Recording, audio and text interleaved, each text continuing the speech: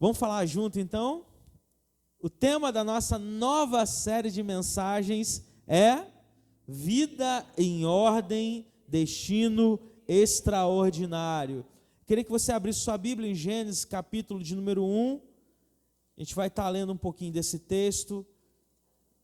Eu vou diminuir um pouquinho a leitura, mas eu quero que você entenda, nesse primeiro relato, sobre aquilo que nós estamos falando, vivendo, experimentando, aquilo que Deus tem para realizar na sua história, na minha história, em nome de Jesus. Bem facinho, primeiro livro da Bíblia, diz assim a palavra do Senhor: Bereshit bara Elohim, gastei no hebraico, né? No princípio criou Deus os céus e a terra. Eu vou ler em português para você entender. E a terra era sem forma e vazia, trevas cobriam a face do abismo, e o Espírito de Deus se movia sobre a face das águas. E disse Deus: haja luz, e houve luz. Deus viu que a luz era boa, e separou a luz das trevas. Deus chamou a luz de dia, e as trevas chamou noite. Passaram-se a tarde e a manhã, e esse foi o primeiro dia. Depois disse Deus: haja entre as águas um firmamento, que separe águas de águas. Então Deus fez o firmamento, e separou as águas que ficavam em cima do que as águas que ficavam embaixo, e assim foi. Ao firmamento Deus chamou céu. Passaram-se tarde e manhã, e esse foi o segundo dia. E disse Deus: ajuntem-se num só lugar as águas que estão debaixo do céu, e apareça a parte seca. E assim foi. A parte seca Deus chamou terra, e chamou mares ao conjunto das águas, e viu Deus que era bom.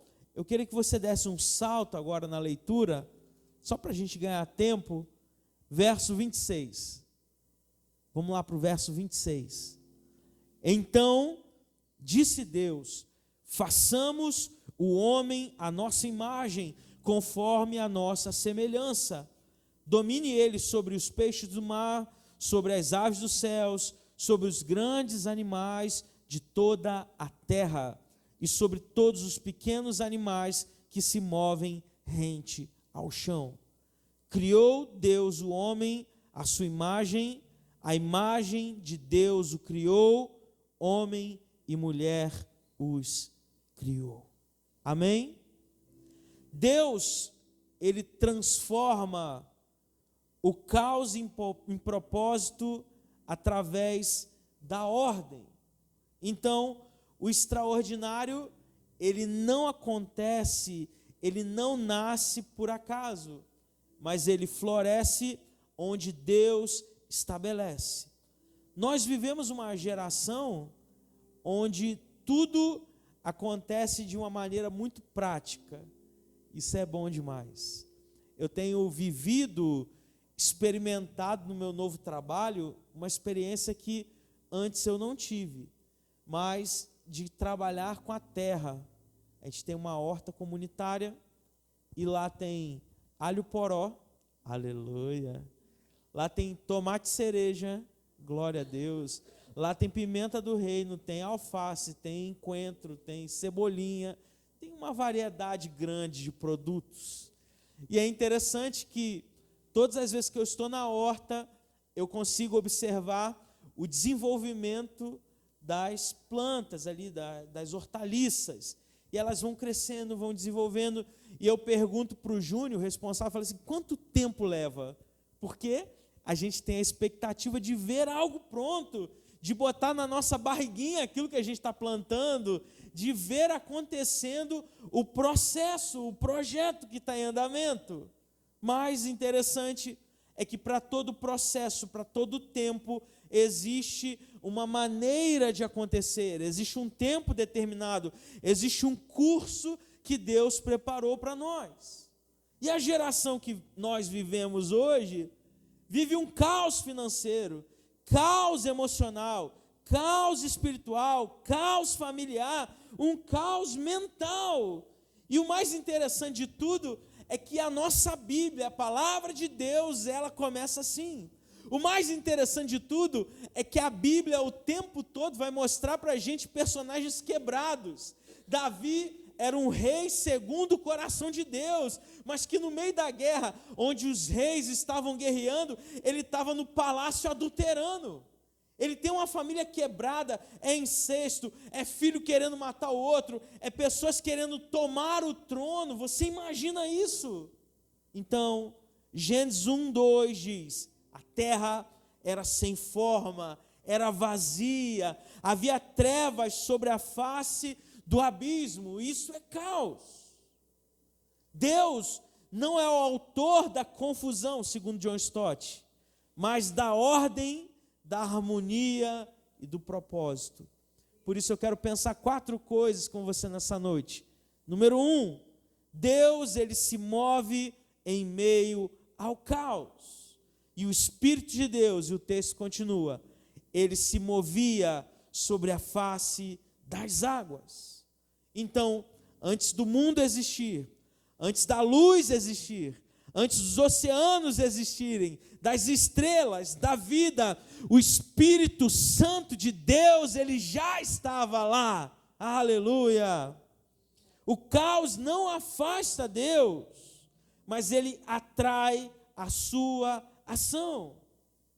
Muitos acreditam que Deus só opera, Deus só atua quando tudo está bem. Isso é mentira, gente. Deus, ele está se revelando, ele está operando mesmo quando tudo vai mal. Porque se em uma justa medida, o nosso Deus não é o Deus que criou a terra e abandonou ela à própria sorte, mas é um Deus que está conosco também nos momentos ruins. Porque o autor de Provérbios vai declarar: é melhor a casa que tem luto do que a casa que tem festa. É melhor a casa que tem choro do que a casa que tem alegria. Porque onde há luto, onde há choro, há reflexão. E onde há somente festa, a gente não para pensar. A gente não pensa, a gente não produz, a gente não avança. Então, Deus, o Espírito, estava lá quando Abraão não tinha filhos. Ele estava lá quando José, ele estava preso. Ele estava lá quando Israel foi escravizado, quando Lázaro estava morto, quando os discípulos estavam desesperados, quando Jesus não estava, quando Jesus estava no túmulo, ele estava lá. É como um cirurgião que chega para operar alguém. E eu vivi há pouco tempo atrás uma experiência que eu não tinha vivido ainda, de passar por uma anestesia geral, de ir para a mesa de cirurgia. Há poucos dias atrás, a Manu operou, e no caso dela foi interessante, porque no meu caso, eu dormi e só acordei passando mal no quarto, quando saí da anestesia, né? A Manu acordou 3 vezes no meio da dela, e perguntou: já acabou? Quantos pinos botou? Vai melhorar? Aí o pessoal ia, apagava ela, acordava, não funcionou nela. Mas interessante é que um cirurgião, ele não entra numa sala de cirurgia porque tudo está saudável. Ele entra porque existe um problema real. Mas o problema não afasta o especialista. Na verdade, o problema é exatamente o motivo da sua presença. Quantos estão entendendo o que eu quero dizer? Eu não estou falando sobre cirurgia, sobre cirurgião, mas estou falando sobre um Deus que opera, que age, que atua, que está presente na sua e na minha vida, independente das circunstâncias, se está bom, se está ruim, Ele está presente ali porque Ele tem a solução para a nossa vida. Pode ser que a tua vida hoje esteja igual Gênesis 1:2, sem forma, vazia, sem direção, sem clareza, mas eu quero te dizer que o caos não pegou Deus de surpresa. Deus, ele continua operando na nossa vida, na nossa história, mesmo no dia mau. Amém? Porque Deus, ele nunca consulta o caos para decidir se ele vai agir. Ele simplesmente age com fé, com ousadia e com coragem. Então diga assim para o seu vizinho: Deus, ele age na sua vida, meu irmão, minha irmã. Glória a Deus. Número 2. Deus, ele cria ordem através das separações. A partir do versículo 4, do capítulo 1, nós lemos: Deus separou a luz das trevas, Deus separou a terra dos mares, Deus separou os luminares, um para ser dia, outro para ser noite. Deus Ele separou. Então, o universo, entenda isso, ele nasce a partir de limites. Você pode repetir isso comigo? O universo nasce a partir de limites. Porque toda ordem exige separação. A cultura hoje nos ensina que você não precisa ter limites. Então é sexo adoidado, é drogas adoidado. Você pode beber, você pode fazer, você pode falar o que você quiser, desde o destoque, o amor é livre, faça e faça. Mas a Bíblia ensina ao contrário. Limites não são prisões, limites são proteções.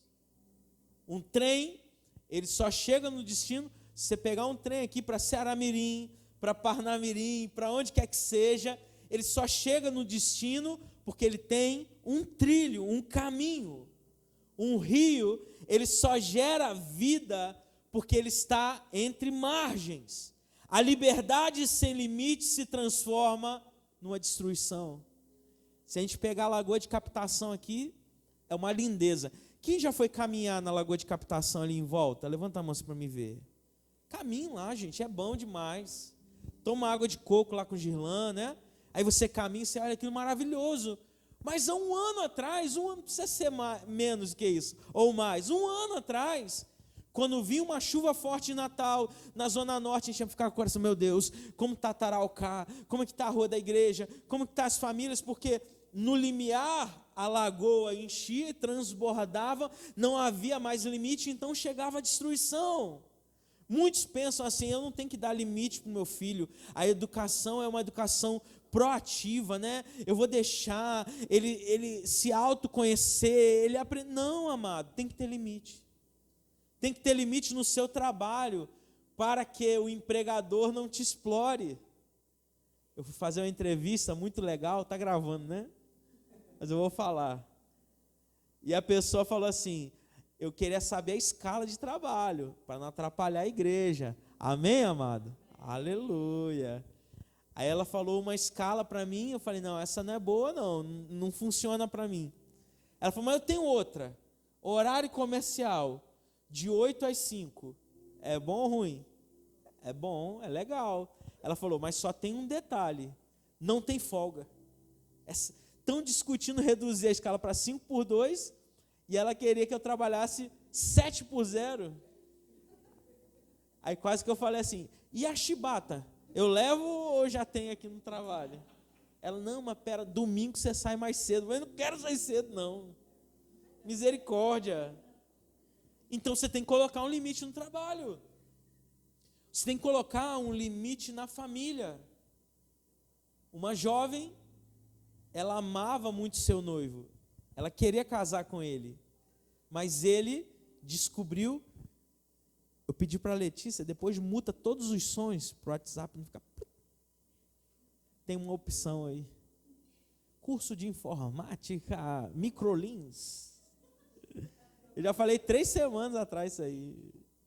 Aí,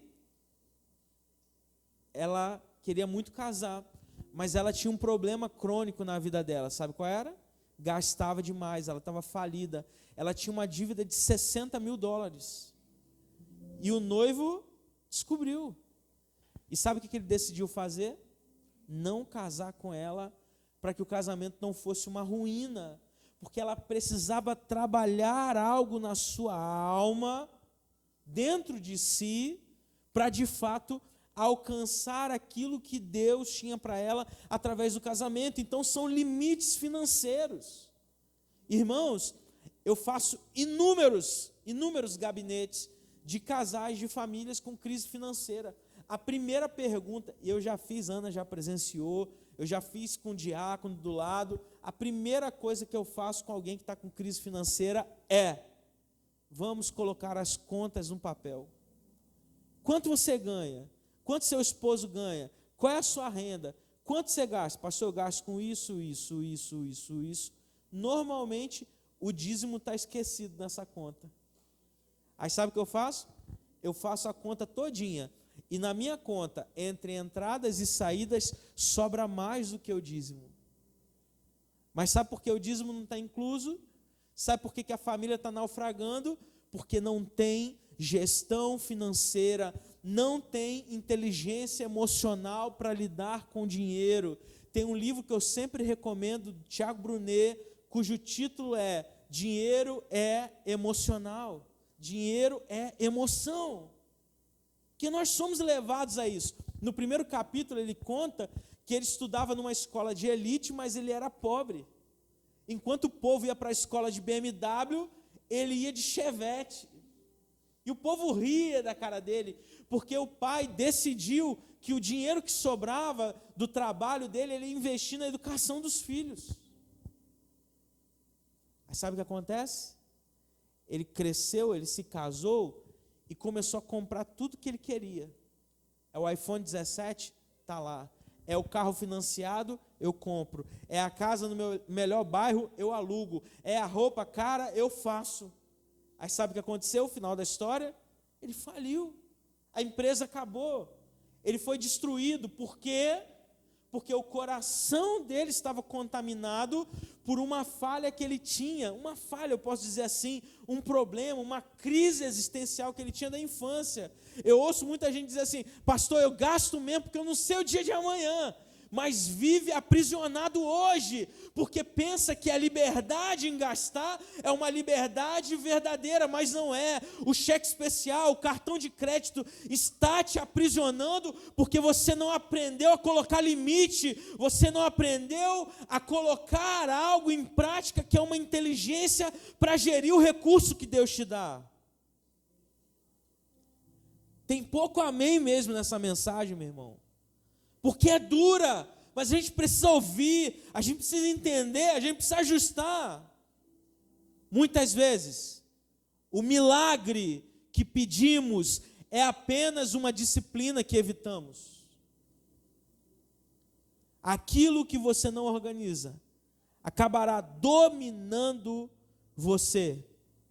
Onde não há limites, o caos assume o controle. Tim Keller diz: a verdadeira liberdade não consiste em fazer tudo o que queremos, mas em fazer aquilo para o qual nós fomos criados. Número 3. Deus, ele organiza antes de confiar propósito. O texto que lemos lá em Gênesis 1:26 diz: façamos o homem a nossa imagem. Mas se você observar a criação, qual é a primeira coisa criada por Deus? É o quê? A luz. Depois, a gente não lembra, né? Pode colar aí. Cuidado, amada, senão vai quebrar o celular. Depois da luz é o quê? Hein, fala, Iago, você que está acompanhando a mensagem. Está em Nárnia. Deus cria a luz, lê, pode ler, gente. As trevas, ele separa, mas o quê? É a continuidade da Bíblia.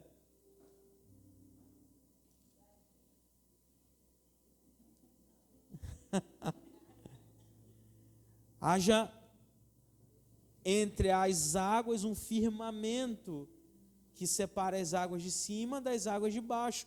É o céu que a gente tem, essa abóbora, essa plenitude. E ele vai fazendo coisas, porque primeiro ele está fazendo o quê, gente? Organizando o ambiente. Ele está organizando tudo. A gente vai chegar aqui para fazer esse culto. É benção chegar aqui o ar-condicionado. Eu achei até que estava frio. Falei, gente, estou com frio aqui. Porque antes da gente chegar, antes do louvor chegar para passar o som, já teve alguém aqui limpando a igreja, organizando as cadeiras. Já teve o pessoal da mídia ligando os computadores. Lá atrás são 3 computadores. É o computador da mesa de som, que é digital. é o computador da projeção, é o computador da live, aí alguém liga o som, liga os LEDs, liga a fita LED, liga os instrumentos, afina. É todo um processo para que o culto aconteça. Isso que está acontecendo aqui é a última parte, é o momento final, é a celebração. Mas assim também na nossa vida, Deus precisa organizar cada área antes de atingirmos aquilo que Ele tem para nós. Então, antes da missão, vem a preparação, antes do propósito, vem a estrutura, antes da expansão, vem a organização. Tem gente querendo governar uma cidade, mas não consegue governar a própria vida. Quer mudar o mundo, mas não consegue organizar a própria casa. Lucas 16:10 diz: quem é fiel no pouco, também é fiel no muito. Você imagina, amado, entregar a chave de um carro para uma criança de 5 anos. Você comprou uma Ferrari, aí você toma aqui, meu filho, dirige. Vai funcionar? Sim ou não? Por quê? Porque a criança não tem maturidade, não está pronta, não aprendeu o processo para receber aquilo. E tem gente que está orando por um monte de coisa, mas na real, ela não está pronta para receber aquilo ainda na vida dela. Então talvez o problema não seja Deus que não queira te dar. Aí você está chateado com o Senhor. Mas Senhor, por que isso não aconteceu ainda? Mas Senhor, já estou orando com tanto tempo. Mas Senhor, você está reclamando. Mas o seu coração não está pronto para receber aquilo que você pede. Porque no dia que você receber, a sua vida vai ser frustrada. Eu conversava com alguém essa semana e a pessoa fala assim: pastor, eu quero ser bem sincero, estou desanimado com a igreja. Estou desanimado, estou enfraquecido, estou fraco na fé. Eu comecei a ministrar aquela pessoa e eu comecei a falar da importância de ajustar a vida. Porque toda brecha aberta na nossa vida que não é resolvida causa problema para nós. Eu vou repetir. Toda brecha na nossa vida que não é resolvida causa um problema para nós. Exemplo, pastor, pecado. Se você está em pecado, é uma porta aberta para Satanás trabalhar na sua vida, na sua casa. Se você vive da mentira, você é filho do diabo, porque o diabo é o pai da mentira. Se você ainda não casou, você está fora do propósito de Deus, não casou e vive como casado, porque você está em pecado. A Bíblia fala que o sexo, ele é guardado para o casamento. Então, sexo antes do casamento, pecado. Sexo dentro de um casamento que não existe, pecado. Não fazer sexo no casamento, também pecado. Porque o corpo do homem é para a mulher e da mulher para o homem. Para quem é casado e quem está assistindo a gente sabe o que eu vou falar. É interessante, quando você não é casado, você fica empolgado demais, você quer comer o bolo antes do parabéns. Você quer ter sexo toda hora. Depois que casa, o diabo também opera no casamento para que você não tenha um leito imaculado, santo e ativo com a sua esposa, com o seu marido. Percebe? Por isso a gente precisa viver uma vida aqui, ajustada. Aí você está orando, mas Senhor, não está acontecendo. Você está errado. O seu trabalho é ruim, você mente. Então quem sabe Deus não quer você ali. Deus começou essa série para a gente colocar a vida em ordem.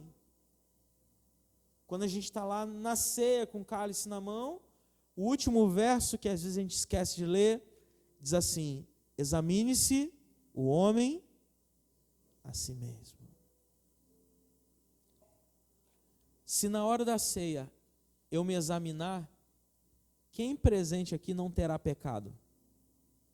Levanta a mão assim para me ver. Percebe? Todos nós, até o pastor que está celebrando a ceia, tem pecado, irmão. examine-se o homem a si mesmo, quer dizer assim, eu tenho que olhar para a minha vida e entender o que eu preciso quebrar de ciclo pecaminoso na minha história. Não um deslize que eu dou hoje, não.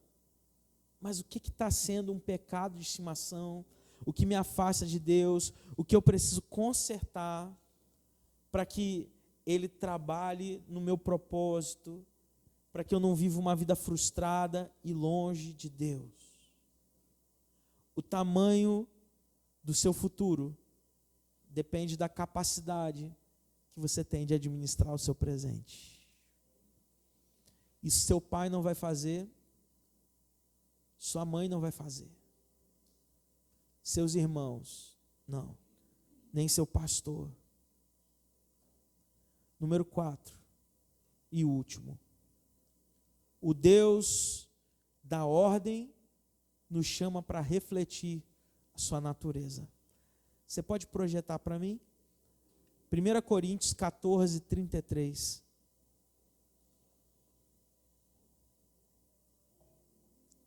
Olha o que diz o texto. Pois Deus não é Deus de desordem, mas de paz, como em todas as congregações dos santos. A ordem não é apenas um método divino, mas é o reflexo do caráter divino. Existem os dons comunicáveis e incomunicáveis de Deus. Os comunicáveis são o que Ele compartilha com a humanidade. Muita coisa nós temos que Deus também tem, mas existem os incomunicáveis, que é a onipotência, onipresença. A gente não tem isso. Mas uma das coisas que Deus espera da sua igreja é ordem. Quando organizamos a nossa vida, nós estamos refletindo a Deus. Por isso, Satanás ama confusão, ama distração, ama procrastinação. Você sabe o que é procrastinar? Todo mundo me olhando? Aqui, ó. Empurrar com a barriga, amado. Amanhã eu faço. Amanhã eu arrumo meu quarto. Amanhã eu vou lixar e pintar essa janela. Essa janela que é provisória na minha casa, tá, gente? Vou botar aqui só para enquanto passar essa chuva aqui e tal. Nunca troca. Amanhã eu cuido do cachorro. Amanhã eu arrumo o armário. Amanhã eu faço. Amanhã eu vou me dedicar ao Senhor. E nunca acontece. Ele ama o excesso. Ele ama a bagunça. Eu assisti um programa, não mais, que chamava-se Acumuladores, na Discovery Channel. A mulher que tinha 35 gatos. Uma vez eu preguei assim numa igreja, e eu fiz a mesma ilustração. Eu falei, irmãos, eu assistia lá o programa, e a mulher tinha 35 gatos, a mulher doida dos gatos. A minha irmã levantou, pastor, meu pastor tem 35 gatos. E eu não sabia, velho. Aí eu fiquei, meu Deus.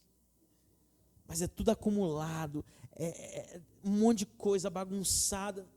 O inimigo está operando ali. Agora arruma a tua casa, arruma o quartinho da bagunça, o quartinho da bagunça do teu coração. Irmão, vou dizer um negócio aqui muito espiritual agora, posso? Pobreza não tem a ver com sujeira. Você pode ser pobre, mas não precisa ser porco. Amém? Está agindo, Lídia?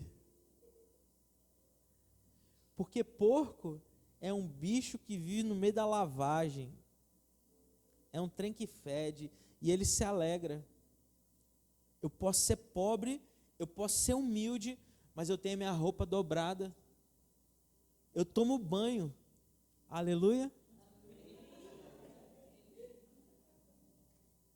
É espiritual isso aqui pra caramba.